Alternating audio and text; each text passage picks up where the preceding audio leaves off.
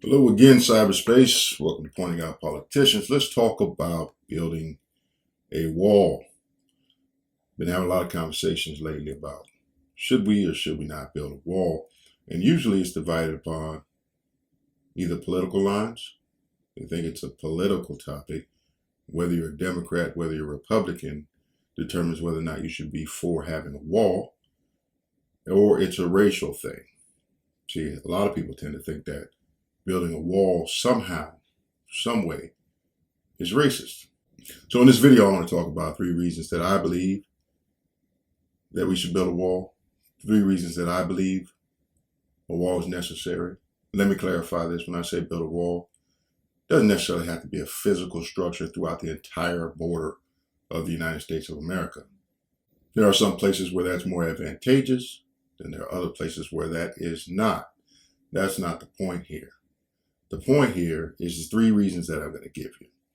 A lot of your politicians on the left typically are against building a wall. A lot of your politicians on the right typically are for building a wall. Why build a wall? A wall gives you control. I had an interesting conversation the other day with an individual that told me that the wall ultimately is going to be built to keep Americans in just as much as it is to keep other people out. Thought that was interesting. Could be true. But here's my response to that. If it ever gets so bad in the United States of America that you want to leave and you're afraid of a wall keeping you from doing so, there is nowhere else to go. I've thought about it. So the control aspect of having the wall in place is simply so you can limit who goes in, who goes out, what goes in, what goes out. Why do you need control? Well, we have laws and regulations and policies and procedures, and there's no way to ensure that we adhere to those unless we have a certain amount of control. Also, control and responsibility go hand in hand, right? If you're in control, then that means you're responsible for what's on your side of the wall. Not so much responsible for what's on the other side of the wall. If I have the responsibility for what's on this side of the wall, I think I want to be able to control that. Bring up this next point, and I'm going to go in a little more detail on that because they're directly correlated. Number 2, safety. Now, when I say safety, I'm not saying safety as in security. I'm saying safety as in the individuals who are passing to and fro from the border. More often than not, it's coming in, right? You see, I don't look at people who want to come to this country as bad people. I don't look at immigration as a bad thing. Illegal immigration and immigration are 2 different topics, but I don't think somebody want to come here makes them a bad person. Now, the way in which that happens, the way in which that's done may have a lot to do with, how that's interpreted. But here's my thing. When people are wanting to come to the United States at all costs, and they're willing to take chances that may not be the most prudent, they place themselves and anyone who they bring with them in danger. So that opens the door for opportunists, those lawbreakers who want to offer to assist, who have ulterior motives, may not be really good people. It opens the door for them to take advantage of people who want to come to this country. And as a result, it's not safe for them. Now, the other aspect of that is point number 3, security, along with people who want to come here for all of the best reasons, who have all of the best intentions, who want to participate in the American way of life. They want to improve their lives and the lives of their loved ones. Along with that comes individuals who are not so nice. They don't really have great intentions. They don't believe in the American way of life, and they want to do harm to people and institutions in this country. A wall adds to security to assist in preventing those people from coming here, right? And you can say, well, no, it's not 100%. Well, it's not. Nothing's 100%. But wouldn't you like a higher percentage?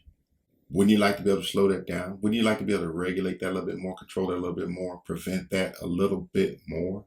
Doesn't that make sense? Does it have to be an all or nothing? Or maybe everything that we can do to try to limit that, we should think about.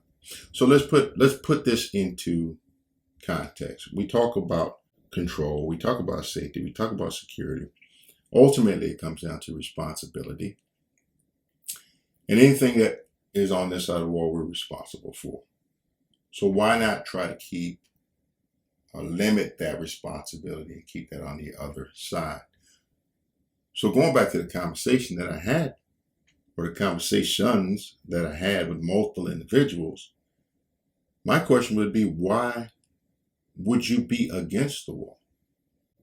Why would you not want to have a fence around your yard?